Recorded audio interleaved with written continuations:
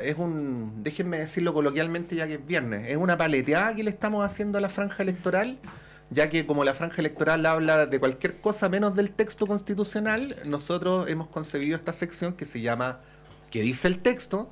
Para hablar precisamente del texto, que es aquello que ustedes deben consultar para votar informadamente el próximo 17 de diciembre. No nos olvidemos nunca, no lo tengo que decir yo, el voto no solamente es un derecho, sino que también es un deber y hay que honrarlo votando lo más informados posibles.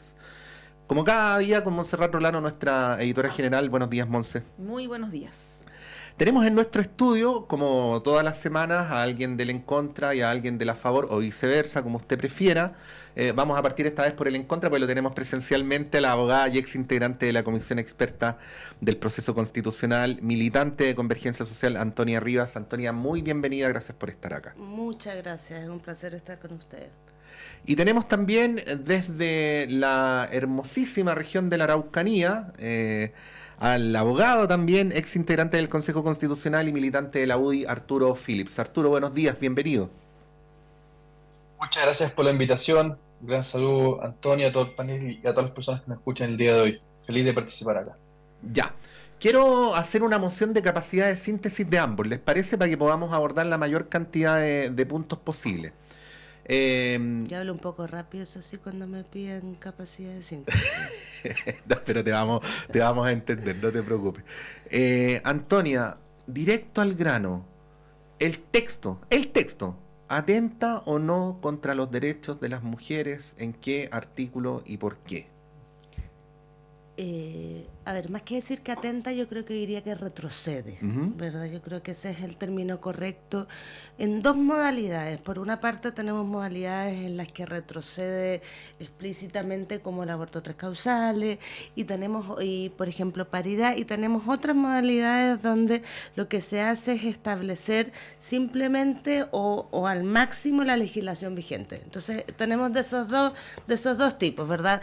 Riesgos para ciertas cosas como la interrupción de otras causales, con la objeción de conciencia, la capacidad de discriminar constitucionalmente, por decirlo por una parte, y por otra parte tenemos todos aquellos temas que son presentados como avances, pero la verdad es que solo significan establecer un techo, como digo yo, que es hasta aquí nomás llegamos respecto a la legislación vigente, y eso pasa en materia de no es igualdad salarial, se llama no discriminación en materia salarial, en materia de sala cuna, en materia de paridad o de participación política, para qué decir, y ahí Arturo me va a decir que la Constitución vigente no dice nada de mujeres, y es cierto, ¿verdad? Evidentemente la Constitución vigente solo dice hombres y mujeres son iguales ante la ley, pero en este tema uno tiene que considerar los avances legislativos que hemos tenido las mujeres en los últimos 20 años, que han sido súper importantes, y en eso no podemos tener un texto constitucional que nos ponga un techo y nos diga, ¿sabes qué?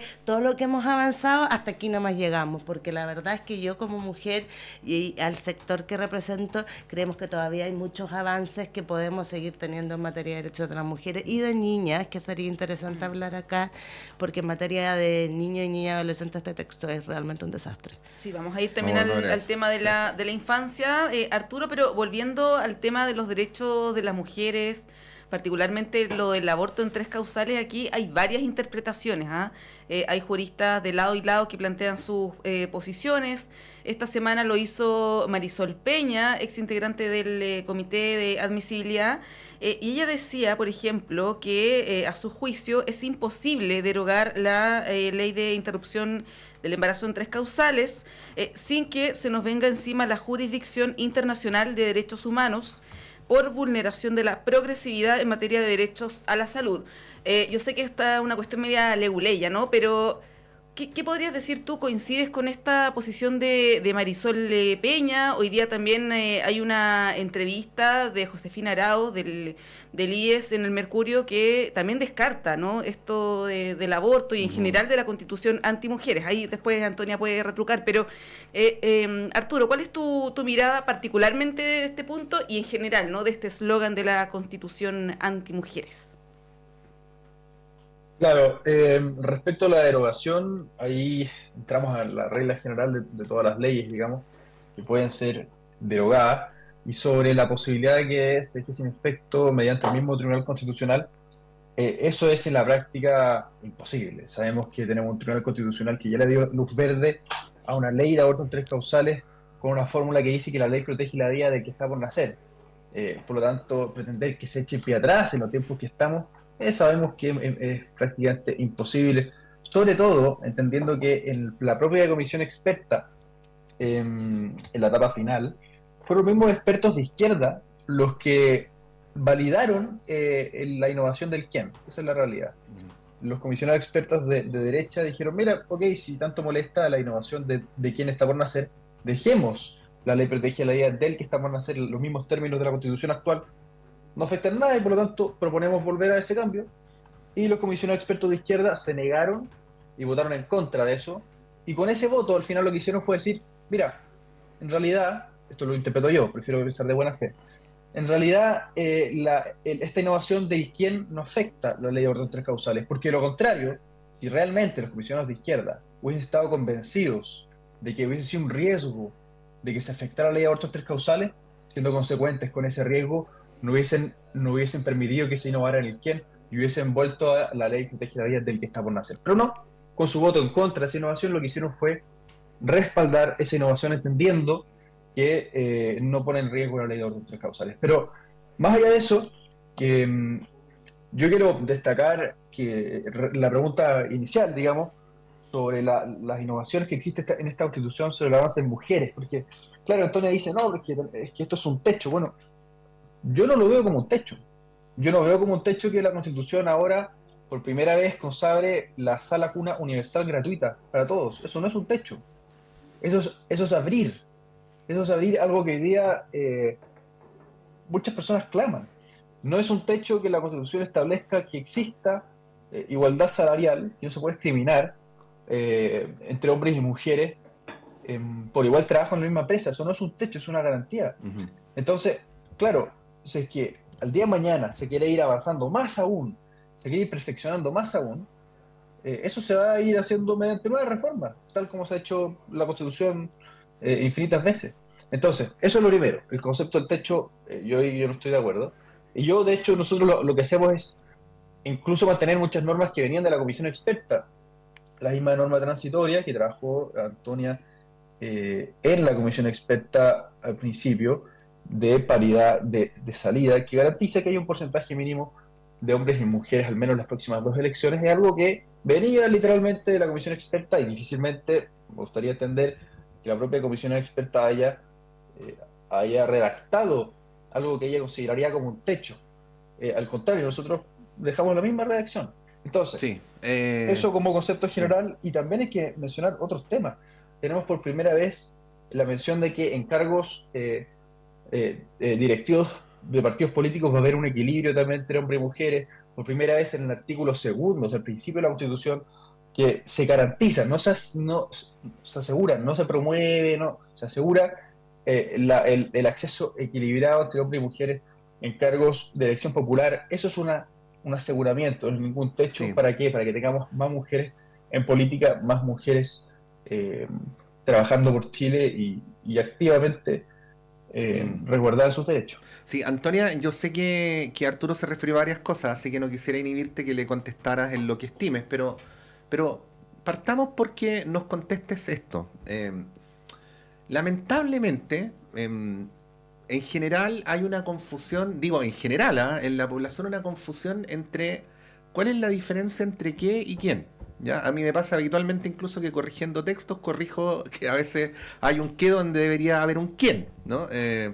Pero esto ya llevado a una conversación de carácter jurídico o en relación a este tema tiene otros alcances, ¿no? Entonces, yendo bien específicamente a este punto, ¿por qué esta distinción se ha vuelto tan relevante en este debate? Y bueno, si se estima referirte a alguno o algunos de los otros asuntos que planteó Arturo, obviamente lo puedes hacer en esta vuelta. Súper, muchas gracias. No, y agradezco que Arturo lo haya dicho porque La verdad es que estoy un poco cansada de este debate infructuoso sobre el qué y el quién, porque además olvida, y no se me olviden decirlo, que hay otra norma que además establece más o menos lo mismo, ¿verdad? Y es interesante. Sobre el qué y el quién es un debate significativo porque respeta si es un objeto o un sujeto de derecho. Y esto tiene que ver desde el debate ya antiguo sobre desde cuando inicia la vida, si es desde la concepción o desde que tiene ciertas características, y de eso se trata el qué y el quién, pero el qué sería un objeto y el otro sería un sujeto de derecho. Pero esto además hay que sumarlo, y no se me olvide contarles lo de la votación, ¿verdad? Porque eso es una falsedad bastante compleja que se ha instalado.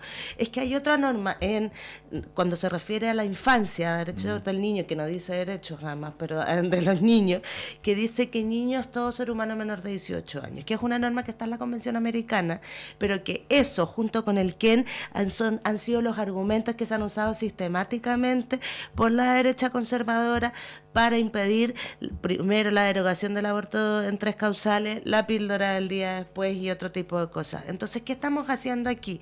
Nos estaban pidiendo, y eso es lo que decía Arturo, que votáramos, cambiar el qué por el quién, y nosotros dijimos, ok, cambiémoslo, sí, sacan la norma del niño, pero nunca mencionan la norma del niño, solo mencionan el qué y el quién. Y nos dijeron, no, por ningún motivo, esa norma no se toca, ¿verdad? Entonces dijimos, bueno, que esto es un pack, las constituciones no se leen con un solo artículo, es una arquitectura constitucional del artículo 1 al final, que tiene que ser leído en su conjunto. Entonces, si tú me dejas el quién, que es el argumento del propio Partido Republicano, junto con el niño es toda persona menor de 18 años, y lo entendemos en un conjunto, el qué o el qué da lo mismo, ¿verdad? Porque tenemos la norma del niño. Y eso nunca fue, lo pusimos, lo debatimos, y es súper interesante además acá que nos dicen que la izquierda votó en contra. Bueno, eso no es cierto.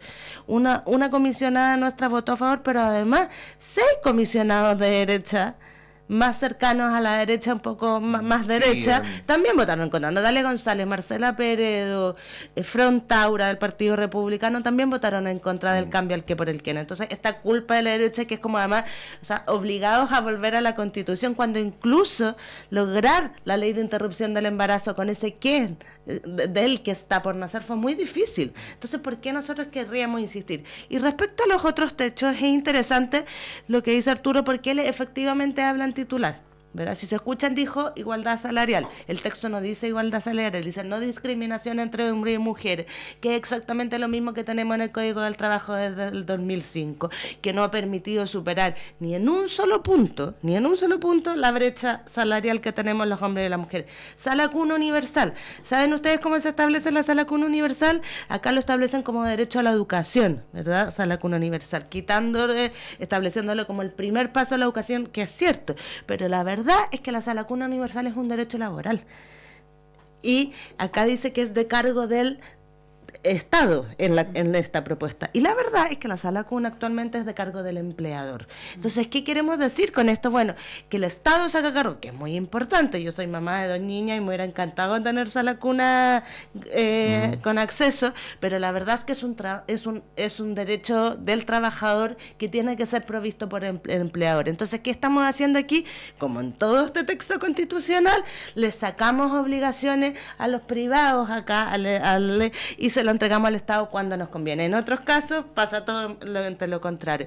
Y respecto a la última norma que mencionaba Arturo de la paridad transitoria, efectivamente yo redacté esa norma, me parecía una buena norma porque esto es una arquitectura constitucional, estaba acompañada de una norma de principio que garantizaba el acceso igualitario a hombres y mujeres, no solo al acceso, es decir, que lo que decía Arturo, las cuotas de entrada a la política, que ya las tenemos, sino también a la paridad de salida, porque la comisión experta, y con esto sí que cierro, tenía una gracia. Era un texto de consenso y de acuerdo, donde tanto la derecha como nosotros podíamos leernos. Entonces, de esa norma de principios yo podía decir, esto lo puedo interpretar como paridad de salida más adelante. En cambio, con la norma que hay ahora, yo solo puedo decir cuotas de entradas. Y por eso digo que es un techo, porque limita la discusión. Esta propuesta lo que hace es instalar todas aquellas políticas públicas o ideas que la derecha no ha podido instalar en el Congreso y las fija en la Constitución. Y no lo digo solamente yo, o sea, lo dice José Piñera cuando dice que esto es un win-win para la derecha, que en materia de FP, en materia de salud, se pudo poner todo aquello que no había sido puesto o posible poner en la Constitución del 80. Entonces, es como la Constitución del 80 reforzada sin reforma, ¿verdad? Arturo, bueno, hartas cosas que tocó Antonia, eres libre obviamente de responder algunas de ellas, pero quiero ver si es que alcanzamos, antes de irnos a la pausa, a comentar respecto de los derechos de la niñez o de la infancia, aunque sea un breve repaso, porque también ha sido un aspecto cuestionado respecto del texto. Hay quienes han planteado que esta propuesta que se va a plebiscitar el 17 retrocede en derechos de la infancia. Lo ha dicho incluso el propio defensor de la niñez. ¿Cuál es tu apreciación? ¿Crees coincides en que esto podría vulnerar algunos derechos? Me imagino que no. Y si es que no, ¿cuáles serían los avances en materia, por ejemplo, de derechos de la niñez? Pero la verdad es que tenemos ahora un avance en el sentido que se incorpora a nivel constitucional el reconocimiento, no solamente el reconocimiento, sino el aseguramiento del interés superior de los niños. Eso es fundamental, determinado y preferentemente que se incluye por los las condiciones para poder crecer y desarrollarse en su familia. Eso es literalmente lo que dice el artículo de su inicio, el artículo 12 de la propuesta constitucional. Luego se reconoce que el Estado reconoce que son los padres, esto es muy importante, los que tienen la prioridad en la determinación de ese interés superior de los hijos o pupilos, siempre procurando su máximo bienestar espiritual o material posible. Entonces acá es muy importante, porque dice padres o tutores en su caso, y es una prioridad, es preferente. Y además cierra el artículo diciendo que se protege contra cualquier tipo de explotación, maltrato, abuso, abandono, tráfico, y todo esto en conformidad a la ley, vale decir, todo esto va a tener que detallarlo también el legislador. ¿Qué quiere decir? Que tenemos por primera vez un reconocimiento y un aseguramiento del interés superior que no teníamos hoy en día, que se establece los padres, los que tienen esta preferencia, esta prioridad en la determinación de interés superior, pero es una preferencia, no es absoluto, porque además hay que entender que siempre tiene que ser este ejercicio mirando el interés superior de los niños, siempre procurando su máximo desarrollo espiritual y material, y con la prohibición de todo tipo de maltrato, abandono, abuso, etc. Y eso para mí es un gran avance. Yo al menos lo veo así, y está bastante textual en el texto constitucional. Ahora, respecto a las otras cosas que decía Antonio, sobre lo que es sujeto de derecho o no en materia de protección de la vida. ¿Alguien podría creer que cuando se escribió la Constitución del 80, Jaime Guzmán quiso decir que quien está en el vientre era un objeto no protegible de derecho? No es real. Eso no es interpretable, al menos desde mi punto de vista, como algo real. De hecho, si uno ve, lo importante no es el qué, es del qué. ¿Por qué? Porque del qué es sinónimo de el qué, es la abreviación es de el que está por nacer. Eso es, de el que está por nacer, sujeto de derecho. Y se cambia por quién, que básicamente lo que hace es ser un sinónimo, con la diferencia que podríamos decir incluso que es más inclusivo. Entonces, cuando después Antonio dice, mira, que esto hay que verlo como un conjunto. Claro, un conjunto. El cambio del quién y todo niño menor de 18 años. Y esas dos cosas sumadas, el mundo de la izquierda más progresista lo encontraban que era demasiado y eso no lo podía soportar. Bueno, justamente lo que le ofreció a Antonia fue que no estuvieran esas dos cosas conjuntas, esa suma, y que solamente estuviera el niño menor de 18 años y que volviéramos a ver que está por nacer.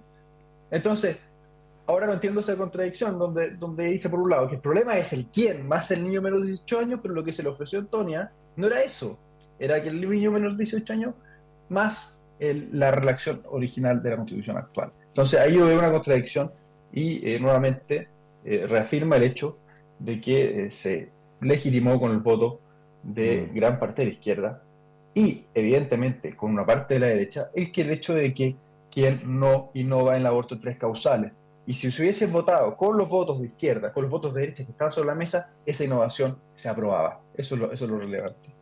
Luego, sobre la igualdad salarial, yo quiero hacer y poder leer, escuchar la grabación, no es un titular, yo lo que dije fue que igualdad salarial, pero a continuación, Antonia, dije textualmente, la no discriminación es lo que el texto constitucional garantiza. Entonces, invito a que tampoco ahí desinformemos respecto de lo que yo digo en la radio.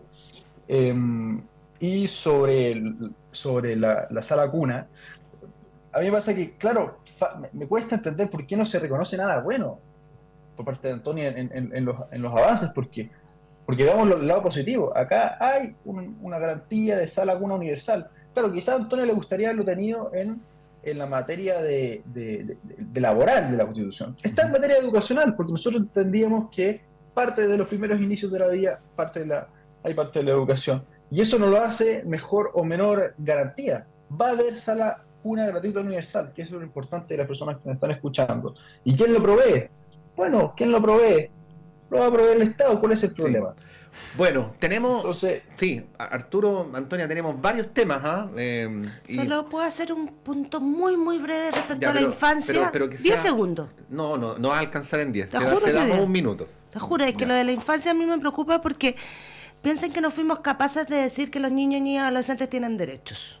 Esa palabra, esa frase no está en la Constitución. Lo que dice es que se tendrá que propender a proteger por los padres preferentemente a su interés superior.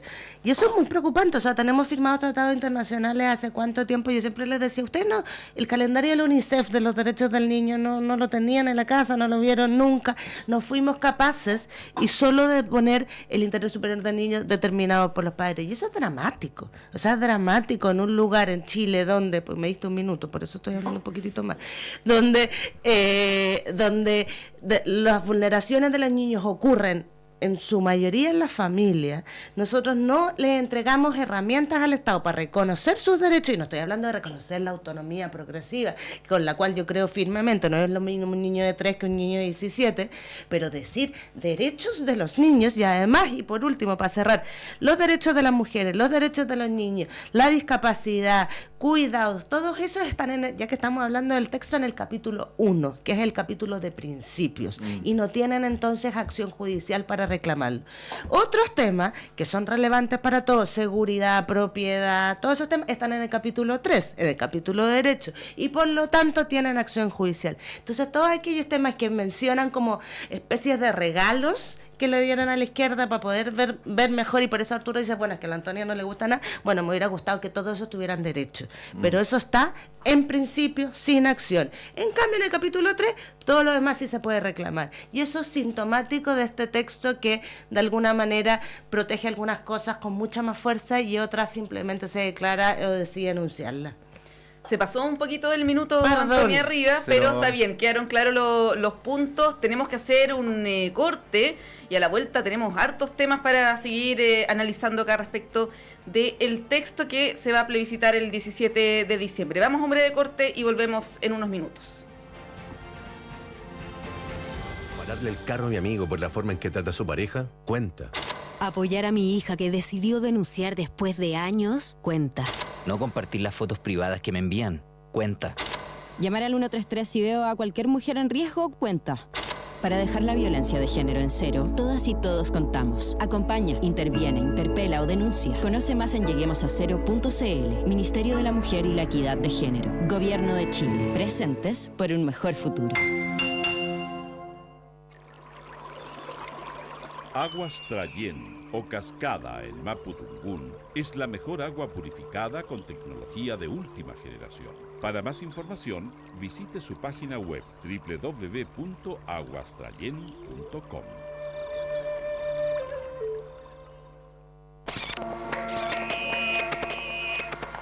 Perdidos en el espacio.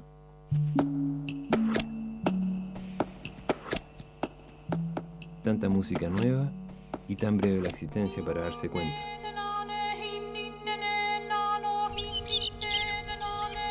Perdidos en el espacio. Lunes, 22 horas. Radio Universidad de Chile les invita a escuchar el programa Memorias de Futuro, un nuevo espacio de educación, formación ciudadana y la historia popular de Chile y Latinoamérica, junto a grandes invitados e invitadas, todos los sábados a las 22:30 horas en el 102.5 FM y radio.uchile.cl. Conduce Jan Flores.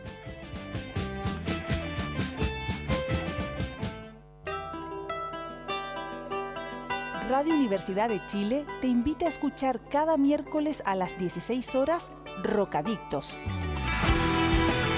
Un espacio donde te enterarás de terremotos, sequías, erupciones volcánicas, aluviones y todo lo que ocurre en torno a las ciencias de la Tierra en nuestro país y el mundo. Todo eso es motivo de conversación en Rocadictos. Académicos y académicas de los departamentos de Geología, Geofísica y del Centro de Ciencias del Clima y la Resiliencia de la Universidad de Chile se reunirán cada miércoles a las 16 horas para explicar estos fenómenos y responder tus preguntas. Rocadictos, miércoles 16 horas por Radio Universidad de Chile, 102.5 FM y radio.uchile.cl.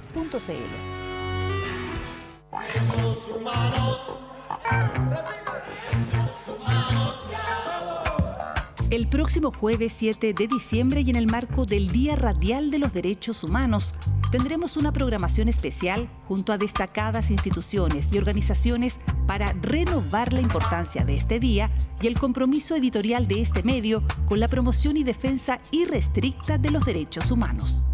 Sigue la transmisión este jueves 7 de diciembre en el 102.5 FM Radio Universidad de Chile y en todas nuestras plataformas digitales.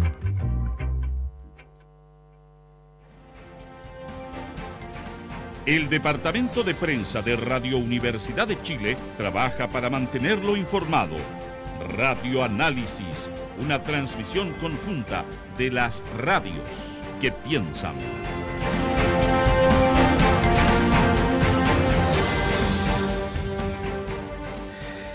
Son las 9:07 de la mañana, continuamos en Radio Análisis en esta sección, en este espacio que hemos llamado ¿Qué dice el texto? Para ir a lo que señala esta propuesta de texto constitucional que, recordemos, ha de ser votada el próximo domingo 17 de diciembre, a la que están todos y todos convocados y que por supuesto tendrá desde nuestro espacio una transmisión especial que ya empezó, pero que en lo concreto ese mismo día se desplegará desde la mañana hasta la noche. Bueno, tenemos a Arturo Phillips, a Antonia Rivas, y queremos llevarlos al tema de la seguridad pública. Y ahí vamos a darle la palabra a Arturo, como la vez anterior partimos con Antonia, para preguntarte, Arturo, dos cuestiones en relación a la consideración del texto sobre la seguridad pública. Primero, desde la favor se ha dicho que es una ventaja, que es un mérito, que la propuesta de nueva constitución se haga cargo del tema de la delincuencia, ¿no?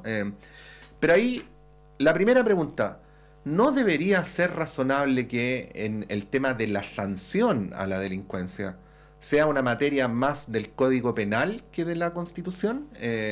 Y luego una segunda pregunta. Dice que por primera vez se asegura el derecho a vivir en un entorno seguro, pero la concepción de seguridad está constreñida a la delincuencia. Yo podría decir, digo, Arturo, para ser pesado nomás y propiciar la conversación, que para mí vivir en un entorno seguro también podría ser, por ejemplo, que me prohíban vivir en el entorno de un río que se puede desbordar y que me puede pasar a llevar, ¿no? Que hay hospitales cerca de mi casa para que si me da un infarto alcance a llegar al lugar donde me tienen que atender. Es decir, en resumen, una concepción de seguridad solamente restringida a la delincuencia, que es súper importante, pero que es uno de los ámbitos de nuestra vida cotidiana y no todos, ¿no? Bueno, respecto a estos dos asuntos, ¿qué decir? Bueno, respecto a lo primero, puedo partir por lo segundo, sí, para que no se me vaya. Sobre el entorno seguro. Hay que entender la norma en su contexto, porque la norma dice que existe, de hecho, vivir en un entorno seguro, pero a continuación existe un mandato especial al Estado de garantizar la protección efectiva de las personas contra la delincuencia y especialmente el terrorismo y la violencia criminal, el terrorismo que tanto azota la región de la Araucanía. Entonces, este es el contexto en el que existe el derecho a vivir en un entorno seguro, en el que se garantiza a las personas la protección contra la delincuencia. Entonces, interpretarlo de forma distinta para mí encuentro que sería demasiado excesivo por cómo fue escrita la norma. Ahora, sobre las penas que puede establecer una constitución, efectivamente, el texto que está llamado a detallar cuáles son las conductas y las sanciones, tipificarlas, etcétera, es el Código Penal. Y lo que hace esta constitución no es eso, es en ciertos lugares de la constitución se dice que debe existir, evidentemente a nivel legal, una sanción a ciertos delitos más graves, como es justamente el tráfico de personas, etcétera. Pero claro, ya el detalle más concreto de aquello y cuál es la sanción, etcétera, eso no está en este texto constitucional. Ahora, yendo a lo que es toda materia de seguridad, y no está el texto constitucional porque no corresponde a que esté, pero yendo a toda la materia de seguridad, este es un texto que avanza harto, en primer lugar, porque Antonio va a decir, no, pero es que esto es igual que la constitución actual. Bueno, de partida, esto sí efectivamente mantiene mucho la constitución actual, y eso hay que destacarlo, porque Antonio bien sabe que hubo un grupo de izquierda más progresista que lo que quiso fue sacar muchas cosas de la constitución actual con la pasada convención. Entonces, eran cosas que no eran obvias. O sea, la convención anterior sacó el estado de emergencia, lo eliminó, nosotros lo mantenemos. La convención anterior terminó por sacar el capítulo de Fuerzas Armadas, nosotros lo recuperamos. La convención anterior sacó a Carabineros de la Constitución, nosotros sí lo mantenemos. Entonces ya, sí, efectivamente se mantiene muchas cosas de la Constitución actual, pero eso es algo que los chilenos tienen que valorar porque no es obvio, porque hubo un grupo que estuvo dispuesto a sacar muchas materias relacionadas con seguridad hace muy poco tiempo. Dicho eso, incorporamos cosas que hoy día no están en la Constitución, que me gustaría valorar. En primer lugar, establecemos que existirá una Fiscalía Supraterritorial que tendrá la competencia de investigar todo el territorio de la República de forma más moderna los delitos del siglo XXI. Junto con ello existen mandatos específicos a nivel constitucional. Uno, algo que valoro muchísimo para las víctimas, va a haber una indemnización para las víctimas de terrorismo en el caso que se comprueben los actos terroristas, evidentemente. No solamente se consagra como control de los derechos humanos, sino que existe esta indemnización para las víctimas que va claramente relacionada con la seguridad. Va a existir una defensoría de las víctimas en general, porque hoy en día tenemos la situación en que los imputados cuentan con una defensoría, un abogado pagado por el Estado, pero las víctimas no. Y eso es un problema y nosotros atacamos aquello con una defensoría a nivel constitucional para que de una vez por todas exista, porque ya había muchos años ahí con la idea del Congreso, pero que no se traduce en absolutamente nada. Eso junto a muchas otras materias a nivel de seguridad. Tenemos una norma que mandata que exista colaboración de las fuerzas de orden con los municipios para darle también un enfoque territorial a la materia de seguridad. Tenemos una norma que lo que hace es mandatar a que se expulse en el menor tiempo posible a personas que entran en forma clandestina, irregular en nuestro país. Hoy día tenemos un problema y es que no tenemos un plazo determinado para aquello, y acá lo que hace la Constitución es mandatar a que la ley institucional contenga este plazo y que sea un plazo breve. Y eso también es un avance respecto de lo que no tenemos hoy. En materia de estados de excepción, incorporamos que por actos terroristas se puede declarar también el estado de sitio. Eso también de una u otra forma va dándole más herramientas al Estado para enfrentar la inseguridad que se vive en nuestro país. Sí. Se mandata, bueno, podría seguir toda la tarde, así que voy a dejar mejor el espacio. En honor al tiempo, Antonia, ¿qué tan eficientes son estos avances, como lo califica Arturo, en materia de seguridad? Te lo pregunto porque la semana pasada estuvimos acá discutiendo esto mismo. Gabriel Osorio decía que esto no va a cambiar en términos prácticos, ¿no? La situación de inseguridad del país, estas normas que plantea Arturo. Y me quiero quedar con el tema de la migración, esto de la expulsión inmediata, ¿no?, a migrantes que ingresen por pasos no habilitados. ¿Cómo se podría concretar esto en la práctica? Porque estamos viendo todas las dificultades que tiene este gobierno, que tuvo el anterior, para poder expulsar a migrantes que han cometido delitos, en fin, porque evidentemente alguien los tiene que recibir, ¿no? Y estamos viendo que en el caso de Venezuela pone muchos escollos, muchas trabas ese gobierno, pero también ocurre con Perú, con Bolivia, ¿no? ¿Cómo ves eso? ¿Qué tan eficiente es y qué tan factible es esto que plantea Arturo? Bueno, muchas gracias, pero quiero hacer 2 puntos previos nomás, pero me voy a referir a esto. Una cosa es decirle a Arturo que evidentemente ya sabemos que el texto de la convención se rechazó, que lo que se plebiscita este 17 de diciembre es el texto que escribieron ellos con republicanos, ¿verdad? Porque una y otra vez hablan de la convención y evidentemente ese fue rechazado y ahora estamos hablando de otra cosa.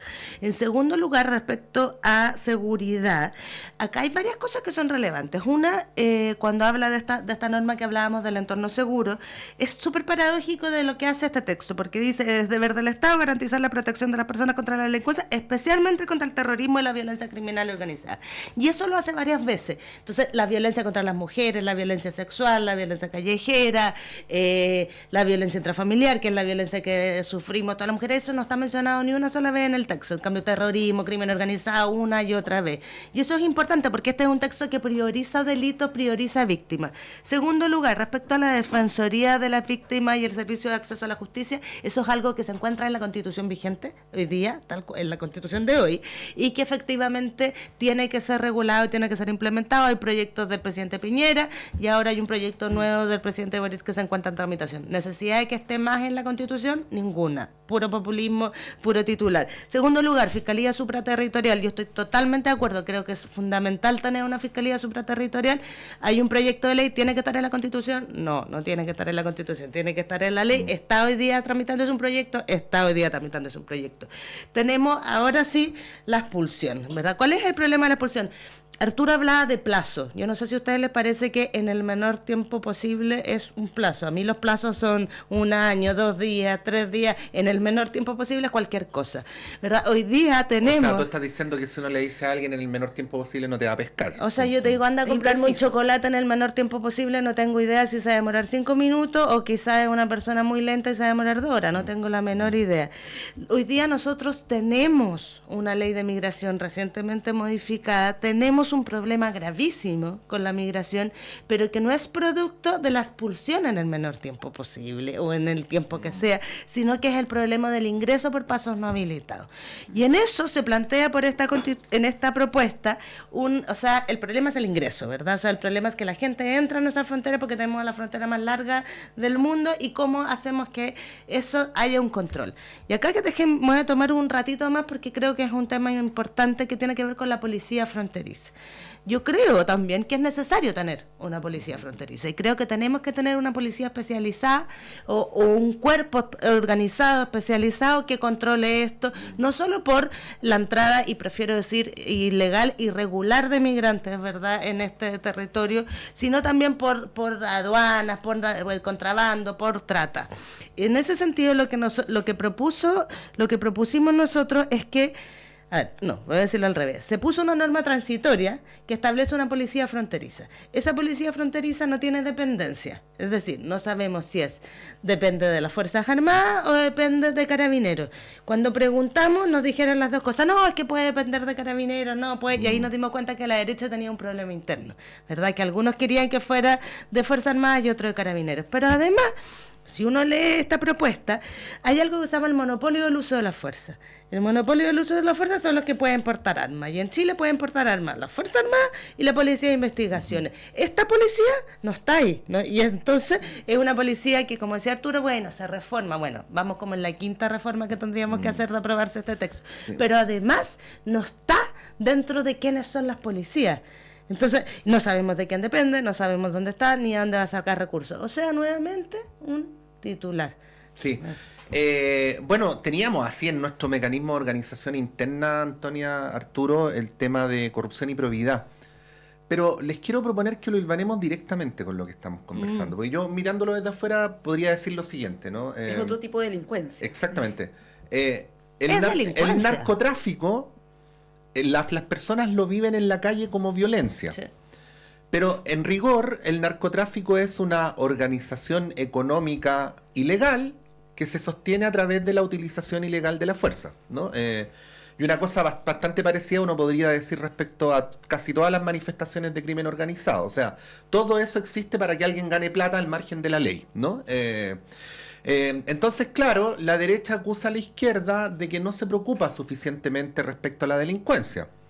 Y la izquierda acusa a la derecha de que no se preocupa suficientemente de los delitos económicos. Y una de las cosas que creo que tienen que ver directamente, por eso quería juntar los dos temas, es que sería razonable hacerse la pregunta de qué sacamos con combatir el síntoma de las organizaciones ilegales, que es la violencia en las calles o la delincuencia, si es que no se combate, por ejemplo, el lavado de dinero y otras manifestaciones que tienen que ver con el tema y que parecen estar en falta en esta propuesta, ¿no? Ahí quería preguntarte, Arturo, ¿cómo lo ves? Porque si uno quisiera mirar integralmente el tema, esta es no existen las mesas de dos patas, pero imaginémonos que esta es una mesa que tiene estas dos patas, ¿no? ¿Cuál es tu mirada al respecto? Sí, mira, un par de cosas que me quedan en el tintero. Sí. Claro, porque Antonio dice que hay proyectos de ley, hay muchos proyectos de ley que entonces no sería necesario incorporar estas cosas en la Constitución. Con eso daría un poco a entender de que es bueno, que son buenas cosas que se proponen, solo que no es bueno que estén en la Constitución. Bueno, yo creo que sí es bueno que estén en la medida que esos proyectos de ley llevan mucho tiempo tramitándose y no pasa nada, digamos. Entonces, en minutos en donde los chilenos requieren respuestas ahora, a mí no veo que sea una buena respuesta decir, no se preocupe, los parlamentarios ya lo van a legislar cuando no lo han hecho. Entonces, a mí sí me parece una buena noticia que acá de una vez por todas, y respaldado por la ciudadanía con el voto popular, se incorpore en la Constitución. Respecto al plazo, nuevamente, yo llamo a que pero Arturo, yo no he dicho que pues si está en la Constitución también tiene que hacerse Antonia, un proyecto de ley. No te pregunto, de verdad. No interrumpió. Bueno. Respecto al plazo, yo no he dicho que el menor tiempo posible venga a solucionar siendo un plazo. Yo lo que dije fue súper claro en que acá se mandata mediante la Constitución a la ley institucional para que exista un plazo en el menor tiempo posible, porque es de acuerdo a la ley. Entonces lo que se hace acá es que vamos a tener una ley que va a tener ese plazo que hoy día no tiene, y tiene que tenerlo porque la Constitución así lo mandata, y debe ser un plazo breve. Entonces eso es lo importante, y fue lo que yo mencioné. Ahora, respecto a la pregunta más concreta, efectivamente, acá todo tipo de delitos debe ser perseguido a nivel nacional, y todo eso y sobre todo los delitos de traje y corbata, etcétera, y sobre todo que tiene que ver con lo que atenta contra la corrupción, la probidad, la transparencia, y por eso también tenemos nosotros una regulación en esta Constitución tan dura en contra de la corrupción, que también es parte de una de estas patas de la mesa, como comentaba, fundamental. ¿Qué tenemos acá en corrupción? Bueno, tenemos al principio, en las bases institucionales de la Constitución, un reforzamiento a lo intachable que debe actuar las personas en la administración del Estado bajo los principios de buena fe, transparencia, rendición de cuentas, etc. Pero además se crea una agencia en contra de la corrupción, que lo que va a hacer coordinar, según lo determina también la ley, y eso también van a tallarlo también ahí en el Congreso, coordinar y prevenir y promover la promoción de todo lo que tiene que ver con los delitos relacionados con la transparencia, la probidad, etcétera, de aquellas instituciones que hoy ya se encargó de eso. O sea, todas aquellas instituciones que tienen su tarea por su lado, acá va a haber una especie de coordinación que va a permitir, espero, poder avanzar en esta materia, y además establecemos la muerte cívica para las personas que cometen este tipo de delitos. O sea, no más candidatos que se puedan postular que hayan sido condenados por actos de corrupción. Eso es un avance que yo creo que es necesario destacar. Además, si seguimos eso con las normativas de la administración del Estado sobre cómo se contratan a las personas en el Estado, también tenemos un avance en la medida que avanzamos a un Estado que contrata más por mérito que por amiguismo, y en donde se puede desvincular cuando las personas no hacen bien su trabajo. Yo creo que todo eso está relacionado evidentemente con esta materia que tú me comentas. Bueno, tenemos este enlace que hacía Pato del tema de la seguridad a la probidad y la transparencia. Arturo mencionaba algunos elementos que constituirían, a su juicio, avances. Lo conversamos también la semana pasada. Gabriel Osorio hacía hincapié en el tema de los privados, ¿no? De que esto no regula la acción entre privados. Y ahí te traspaso también esta pregunta, Antonia, respecto de eso y llevándolo a casos concretos para que las personas que nos están escuchando y viendo en la casa lo entiendan. Hemos tenido este año varios casos de corrupción en municipios. Tenemos el caso de Algarrobo, el caso de Maipú, todos en investigación, el tema de los gobiernos regionales, ¿no? Por otro lado, el caso Hermosilla, que afecta a privados, ¿no?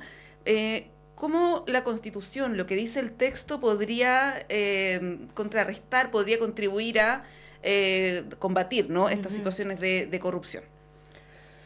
Sí, son varias cosas acá importantes. Yo creo que efectivamente este es un texto que retrocede en materia de probidad y corrupción, porque no reconoce todo lo que hemos avances y tampoco porque es un texto que sea moderno, creo yo, moderno en el combate de la corrupción en ese sentido. Y por eso hoy día lo que vemos y todos los casos que vemos son involucrados o solo privados o privados con funcionarios públicos, ¿verdad? O los que hacen que otros se corrompan en este sentido. Y por eso es relevante, por ejemplo, lo que hemos visto en este texto se entiende la corrupción solo vinculado a lo público. Y en un contexto como Chile, donde lo público y lo privado está absolutamente enredado, ¿verdad? Uno no sabe muy bien, entonces hay que pensar, por ejemplo, y en eso nosotros nos rechazaron todas las indicaciones y todas las enmiendas que hablaban, por ejemplo, del principio de integridad completa para públicos y privados, de que en el principio, en probidad, en el capítulo 1, pusiéramos además que era relevante establecer la fiscalización por la Contraloría, que está en Contraloría, pero no está en el principio, de los privados con fondos públicos, la necesidad de tener auditorías y controles más grandes en privados que ejercen funciones públicas. No solo acá estoy pensando en toda esa plata que el Estado da, como el caso de fundaciones, pero también tenemos colegios, hospitales, no solo fundaciones, que de alguna manera, ¿dónde está esa plata? Entonces es una Constitución, es un texto que no ataca lo que tiene que atacar, ¿verdad? Que no tiene que ir donde efectivamente suceden estos conflictos. No rasca y no donde tiene pica. No, exactamente. Y hay otras cosas que son relevantes. El propio Contralor de la República dijo que se bajaban las atribuciones o que la Contraloría perdía un poco de dientes. Hay algo que es muy técnico y muy jurídico, pero la Contraloría hoy tiene la facultad de fiscalizar la ilegalidad y la constitucionalidad de un montón de cosas. Ahora solo tiene la legalidad. Aparte, esta agencia a mí me parece, ¿verdad?, que tiene la labor de coordinar a órganos autónomos. O sea, la pregunta es entonces, ¿quién manda? ¿El Contralor, el Fiscal Nacional, esta agencia que no sabemos de quién depende, de una agencia política? Y la experiencia comparada nos muestra que estos áreas anticorrupción con muchas más funciones no funcionan para nada y terminan siendo los primeros que se corrompen, siempre, ¿verdad? No hay ninguna experiencia comparada que nos muestre esto.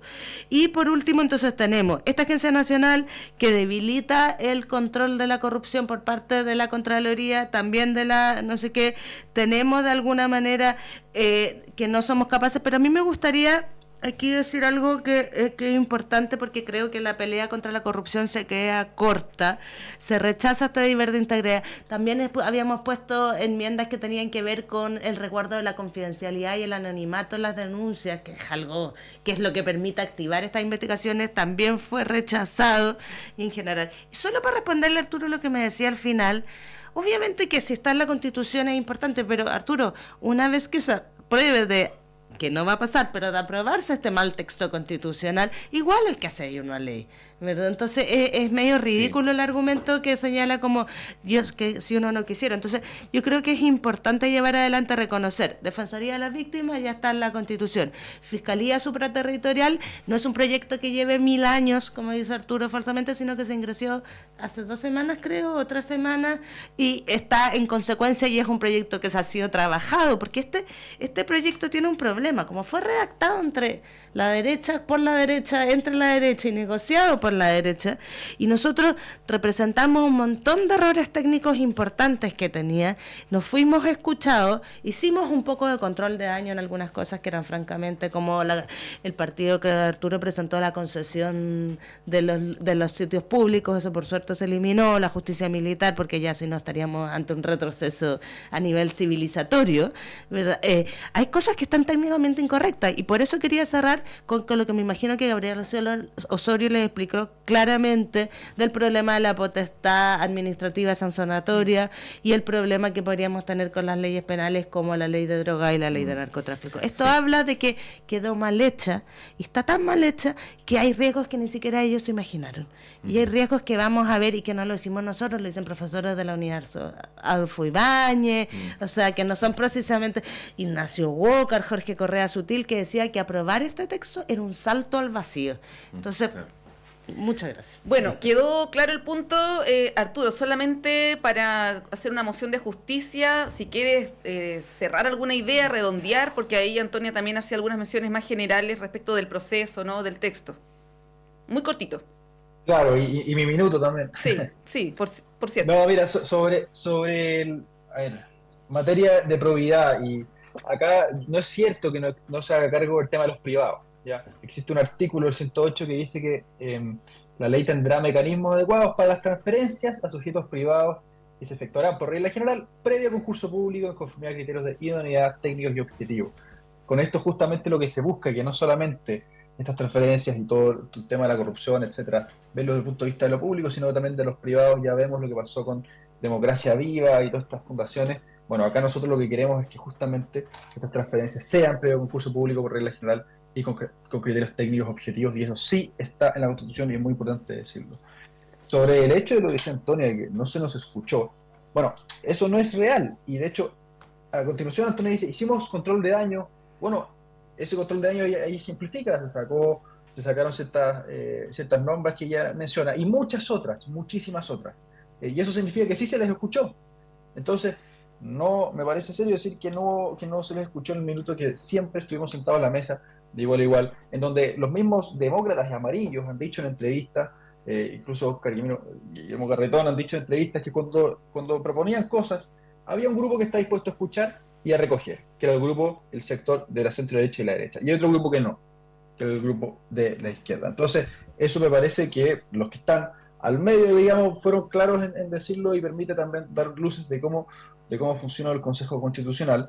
Y que este texto, y también hay que hacerme cargo, dice Antonia, no es un texto de acuerdo. Bueno, efectivamente, no es un texto de unanimidad de acuerdo, en donde no están todos me refiero, no está el Partido Comunista contento, no está el Frente Amplio contento, lamentablemente. Me hubiese gustado que estuvieran todos, pero sí hay un grupo desde la derecha, la centro derecha y el centro izquierda, representado por amarillos, demócratas, y representados también por figuras como el expresidente Frei, que son parte de la exconcertación, que están por la favor. Entonces es un texto que sí tiene un grado de transversalidad que me interesa poder destacar, que sí me gustaría también contrastar con el texto de la convención, que no tenía esa transversalidad, que solamente tenía un grupo de izquierda apoyándolo. Acá tenemos un texto Arturo, que es apoyado por un grupo más bien transversal, que nos permite cerrar la cuestión constitucional el 17 de diciembre votando a favor de Chile. Así que muchas gracias. Muchas gracias a ti, Arturo. Muchas gracias, Antonia. Yo entiendo, porque yo como periodista estoy viviendo esta angustia de que no tenemos, o sea, nos gustaría abarcar el texto completo, no nos queda más que comprometer todos los esfuerzos de la radio para poder abarcar todos los temas idealmente. Así es que les agradezco en nombre de todos nuestros auditores y auditoras y televidentes a los dos por este intento que hemos hecho conjuntamente de exponer las legítimas diferencias que existen para efectos de la votación que vamos a tener en 16 días más. Arturo Phillips, muchas gracias, que tengas un buen fin de semana. Muchas gracias, un abrazo a todos, un abrazo, Antonia. Y muchas gracias, Antonia Rivas, que tengas un buen fin de semana. Muchas gracias a ustedes también. Vamos a un breve alto y a la vuelta Claudio Medrano con ustedes.